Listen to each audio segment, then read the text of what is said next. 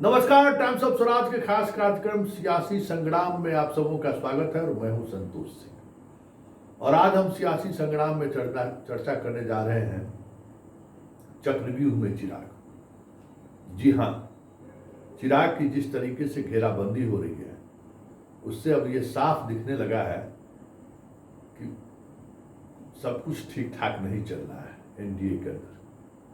क्योंकि आज जिस अंदाज में पारस का बयान आया है कि अगर चिराग अपनी मां को हाजीपुर सीट से चुनाव लड़ाता है तो मैं अपनी भाभी को जमुई सीट से चुनाव लड़वाऊंगा। भाभी मतलब रामविलास पासवान की पहली पत्नी। इतना ही नहीं, उन्होंने 2 कदम और आगे जाकर कहा कि मेरी भतीजी भी चुनाव लड़ेगी और हमारा पूरा परिवार एक साथ है, हम सब लोग एक साथ हैं और ये बाहरी लोग हैं, ये हमारे परिवार में टूट पैदा करना चाहते हैं जो कभी भी नहीं होगा। मतलब चिराग पासवान का वो व्यवहार, जिस व्यवहार की वजह से रामविलास पासवान की पहली पत्नी का परिवार आहत महसूस कर रहा था, उस परिवार को चिराग ने जिस अंदाज में पिताजी के पुण्यतिथि के मौके पर या उनके निधन के बाद एक साथ लाने की कोशिश कर रहे थे, पासवान के इस बयान से, मतलब पारस के इस बयान से साफ लग रहा है कि अभी भी परिवार में सब कुछ ठीक ठाक नहीं चल रहा है। रामचंद्र पासवान का बेटा प्रिंस तो पारस के साथ है ही, और उस घर की बात करें तो चिराग और चिराग की बहन को कोई मतलब है नहीं। उसकी शादी बाहर हो चुकी है, उसको कोई राजनीति से वास्ता भी नहीं है, उसके हस्बैंड का भी दूर दूर तक राजनीति से कोई वास्ता नहीं है। तो फिर परिवार के जो अन्य सदस्य, मतलब बड़ी माँ के जो परिवार की जो 3 बेटियां हैं, उनके परिवार के लोग राजनीतिक रूप से पहले भी विधायक वगैरह रहे हुए हैं, तो एक रिश्ता रहा है, राजनीतिक रिश्ता रहा है। तो अब पारस का ये बयान मतलब दिखा रहा है कि किस तरीके से चिराग की घेराबंदी घर में ही हो रही है। इतना ही नहीं, हाजीपुर के विधायक ललन कुमार भी आज उसी अंदाज में बीजेपी के विधायक हैं, उन्होंने भी कहा कि भाई रामविलास पासवान के तो असली वारिस पारस जी हैं, ये तो कभी आया ही नहीं, ये देखा कब? इनके वजह से ही तो रामविलास पासवान बीमार हुए, दुखी रहते थे।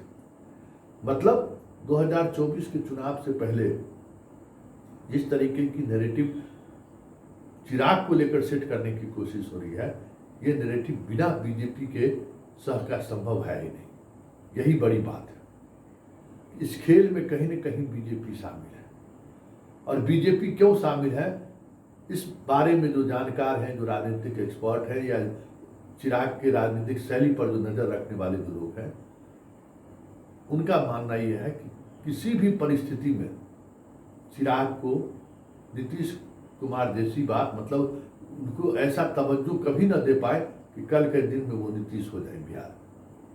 क्योंकि चिराग युवा है, फायर ब्रांड है, एक अच्छी खासी आबादी का प्रतिनिधित्व वो करता है, दलित है, और जो कम्बिनेशन है उस कम्बिनेशन में वो अपने अनुसार चीज़ों को साधता भी है। पासवान जाति एक जाति तो उनके साथ है, ऐसे कई मौके पर उन्होंने दिखाया है ये चीज़ें। ये बातें ऐसी बातें हैं जो कहीं न कहीं बीजेपी को असहज कर रहा है, या बीजेपी क्षेत्रीय दल को लेकर जो उनकी सोच है, उस सोच में चिराग लंबी रेस का घोड़ा लग रहा है कि चिराग को अगर हम मौका दिए तो फिर चिराग को कंट्रोल करना मुश्किल हो जाएगा। चिराग में वो क्षमता भी है, चिराग में वो कौशल भी है, चिराग में शैली भी है, सारी वो चीज़ें हैं जो चिराग को प्लेटफॉर्म अगर मिला तो फिर मुश्किल हो जाएगा बिहार में उन्हें कंट्रोल करना। तो ये चिंता बीजेपी के अंदर खाने में है।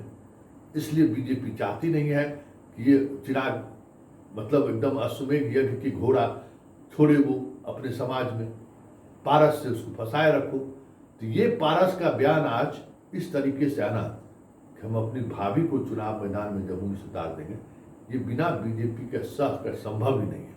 साथ ही उन्होंने जो कुछ भी कहा कि आप एनडीए के साथ हैं तो एनडीए 40 सीट कैसे जीते, इस पर आप सोचिए। आप हाजीपुर और जमुई पर बात करके आप एनडीए को हराना चाहते हैं, एनडीए को कमजोर करना चाहते हैं।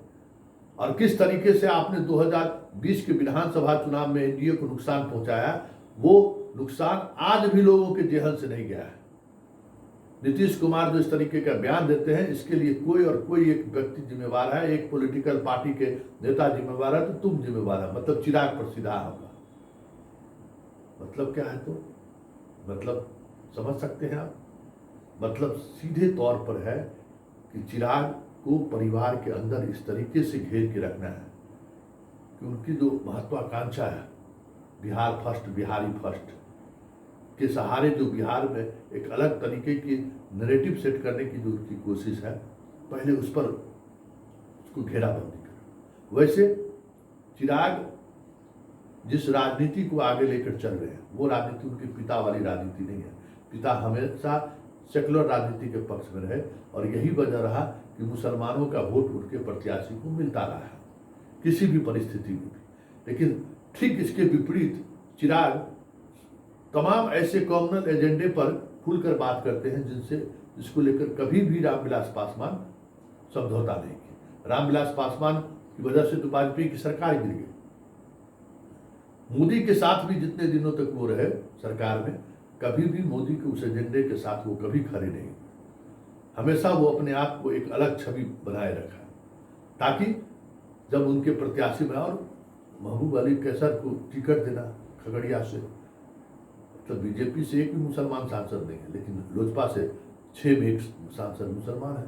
उसके पीछे भी वजह यही रहा कि वो उस अपनी जो राजनीति उनकी पासवान मतलब दलित, मुसलमान और सवर्ण की जो एक उनकी टिकड़ी रही है, उस टिकड़ी को हमेशा वो बनाए रखना चाहते थे।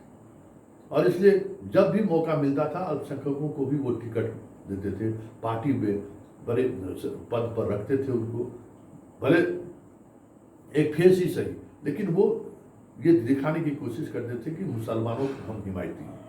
और इसका लाभ भी उनके उम्मीदवारों को मिलता था। जहाँ कहीं भी बीजेपी के साथ भी चुनाव लड़े हैं, तब भी उनके उम्मीदवारों का मुसलमानों का वोट मिला है, कई बार मिला है।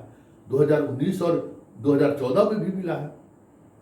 नवादा जैसी जगह पर उन्होंने मुसलमानों का वोट लाया, जमुई में मुसलमानों का वोट लाया, हाजीपुर में वो लाते रहे। तो वो जो उनकी राजनीति रही है, वैसे उस राजनीति को चिराग काफी पीछे छोड़ दिया है। तो वो नैरेटिव इनके साथ नहीं है, चिराग के साथ ये समस्या है। और ऐसे में परिवार की घेराबंदी देखी है, ये और इनको असहज कर सकता है आने वाली राजनीति में। तो बीजेपी जिस तरीके की खेल खेल रही है राष्ट्रीय फलक पर अन्य पार्टियों के साथ, ठीक उसी तरीके का खेल अपने सहयोगियों के साथ भी खेल रहा है। और यही वजह है कि 2014 से पहले यूपीए में जो एनडीए में जो लोग थे, आज देख लीजिए कितनी पार्टियां बची हुई हैं। और सब बड़े से नीतीश, आखिरी कड़ी नीतीश कुमार थे, उन्होंने भी एनडीए को छोड़ दिया। कुछ तो बात रही होगी। अब देखना यह है कि चिराग इस चक्रव्यूह से बाहर कैसे निकलते हैं, क्योंकि चिराग के लिए बहुत बड़ी चुनौती है। चाचा का ये बयान सहज नहीं है और राजनीति के जानकार कह रहे हैं कि पूरी तौर पर चिराग की घेराबंदी हो चुकी है। भले एनडीए की बैठक के दिन गले लगा के शाह और मोदी आशीर्वाद दे रहे हों, लेकिन वो आशीर्वाद छलावा है, ये अब दिखने लगा है। ऐसे में चिराग के लिए दोहरी लड़ाई है, परिवार और दूसरी तरफ बीजेपी की क्षेत्रीय दलों के प्रति सोच। अब इस दोनों लड़ाई में चिराग अपने आप को कैसे बाहर निकालता है, ये देखने वाली बात है। वैसे इतना तय है कि